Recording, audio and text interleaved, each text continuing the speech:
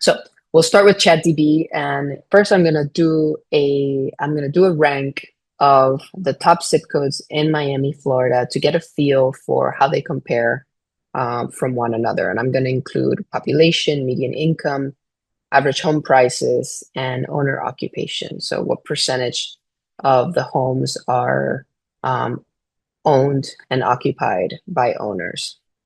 So now we have two tables. One of them is the ranking itself, and the other one tells us the average growth for that ranking. And so now we have a list of zip codes that combined are the top 10 zip codes. So we're going to want to look at least, each one of these vertical variables separately. So we'll start with population.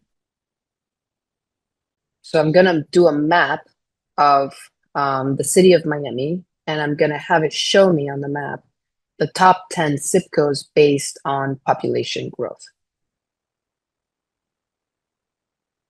So we have an obvious growth in the coast of the city of Miami facing the bay.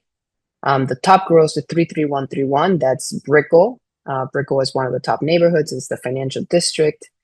And then we have an extension of Brickell, which is 33130, which becomes interesting.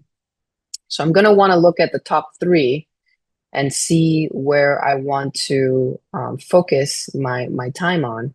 So I'm going to check the average home prices in all three to see how it has grown over time. I'm going to go ahead and get all three. So I see 33131, the average home price has grown from 300,000 to 600,000. In 33132, it's grown from 300,000 to 500,000. And those are those top Brickell and Edgewater neighborhoods. And we're going to check out 33130, which is an extension of Brickell, which I think will be more interesting in terms of investment opportunity. And see that it has more than doubled in the last 10 years, which is interesting because the growth has been higher. So I'm going to want to see next the median income of who's living there to see what the capacity for acquisition is in the current population. And again, the idea is to be able to quickly understand a neighborhood, a zip code, a census tract, depending on the level that we're looking at. And for example, this has had an enormous growth as well, especially after 2019 on median income, but it's still about 60,000, which I would suspect is very different than the median income for Brickell, which is 33131.